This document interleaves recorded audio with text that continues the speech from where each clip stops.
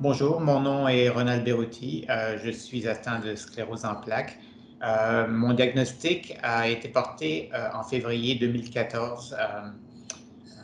La façon que ça s'est passé, c'était un bon matin, je me lève en février, je me lève et je remarque que ma vision est un peu trouble. Pas trop, je pensais que j'avais besoin de nouvelles lunettes.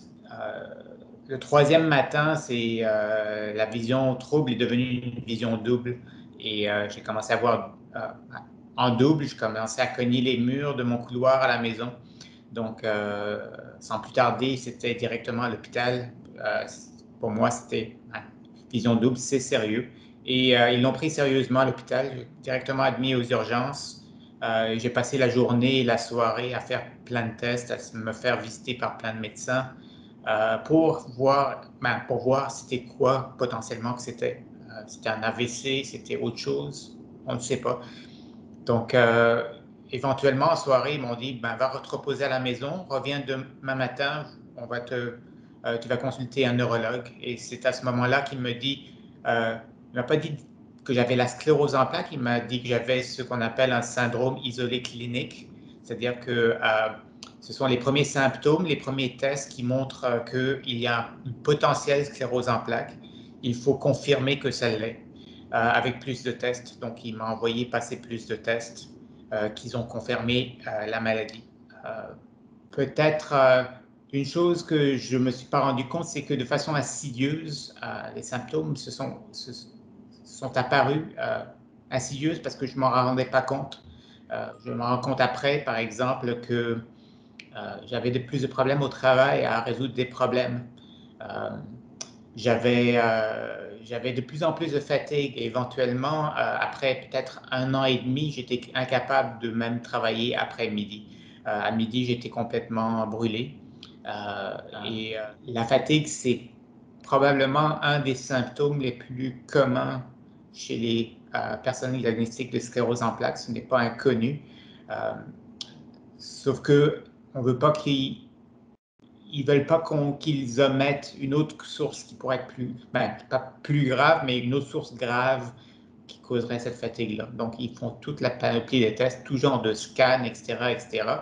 Pour bonne nouvelle, ce n'est pas autre chose, c'est la sclérose en plaques qui cause cette fatigue-là. Et c'était le constat. Aussi, fatigue et problèmes cognitifs, des problèmes de concentration, des problèmes à résoudre des problèmes, comme je disais. Je ne savais pas quoi y penser. Quand j'étais à l'urgence, j'ai les longues heures à l'urgence, à attendre un test après un autre. J'étais en train de réfléchir, qu'est-ce que je pourrais bien avoir? Je me disais, j'ai la vision double. Euh, Entre les yeux et le cerveau, il n'y a pas grand-chose. Donc, je me disais, ça pourrait être bien des choses, mais comme je pensais à la possibilité d'une tumeur au cerveau, je ne connaissais pas la sclérose en plaques et que c'était de nom. Et quand le médecin m'en a parlé, ben, je ne savais pas quoi m'attendre. Je ne savais pas c'est quoi le pronostic d'une sclérose en plaques. Je ne savais pas qu'est-ce que ça voulait dire pour le reste. Donc, je me suis informé. Je suis de nature très curieuse. J'ai creusé, creusé, creusé. Le médecin m'a pointé vers des ressources qui sont fiables, comme le site de la Société canadienne de sclérose en plaques, canadienne et d'autres pays aussi, des pays euh, comme les États-Unis, la Grande-Bretagne, la France, pour aller chercher cette information-là, parce que comme tout problème médicaux, il y a pas mal de sources d'informations qui sont parfois très bonnes, parfois plus suspectes. Donc, il m'a guidé vers ça. Je me suis informé, j'en ai appris plus, puis j'avais peut-être une idée plus précise de ce que c'était, ou je pensais l'avoir. Mais c'est très difficile d'avoir une idée précise de cette maladie qui, je pense, je vois même mon neurologue, qui était un neurologue généraliste, avait de la difficulté à la comprendre parce qu'elle est changeante, elle est insidieuse, elle est vraiment euh, euh, parfois invisible. Parfois on est une bonne journée, parfois on est à terre. Comment j'aborde la maladie?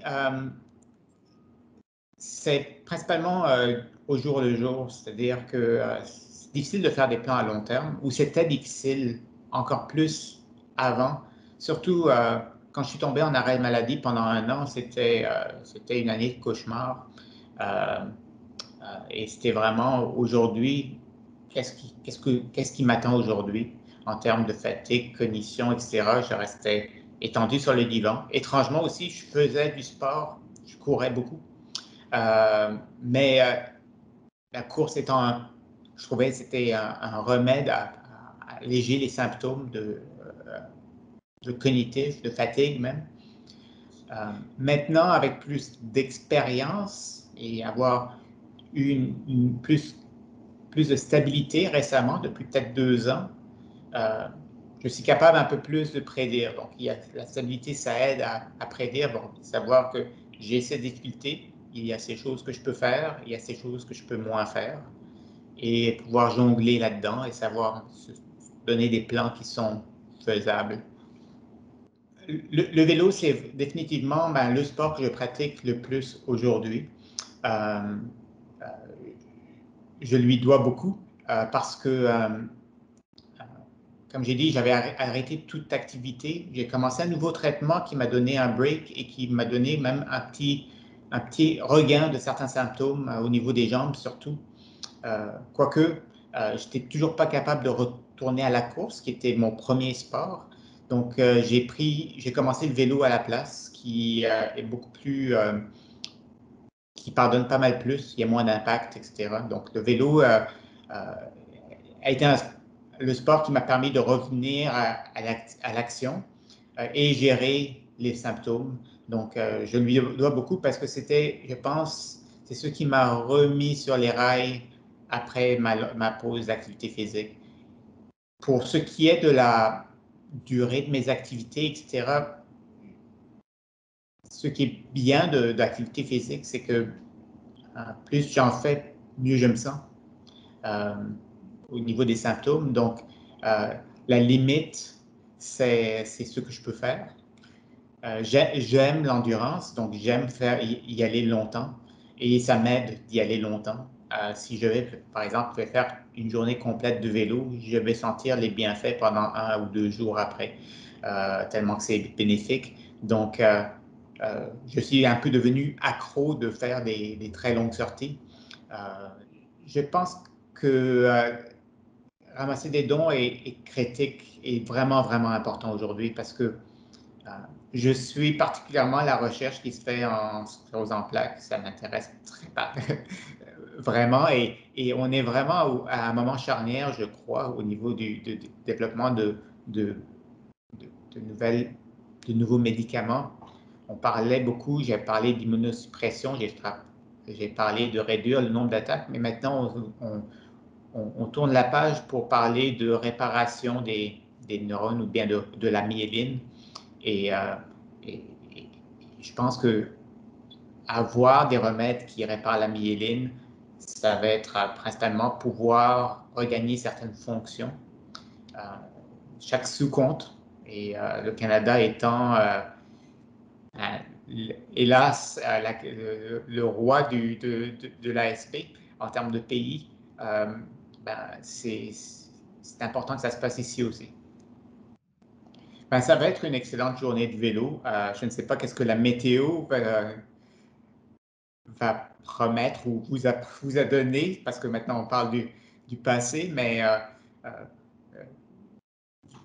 de mon expérience, les journées plus grises ou plus pluvieuses sont toujours les plus mémorables et où est-ce qu'on a souvent le plus de plaisir de passer à travers, etc. Donc, tout ce que je peux dire, c'est, comme on dit en bon français, bonne ride, bonne route, amusez-vous, voyez les beaux paysages au rythme du vélo, qui est vraiment un excellent rythme pour vraiment voir le paysage et admirer ce qui se passe autour.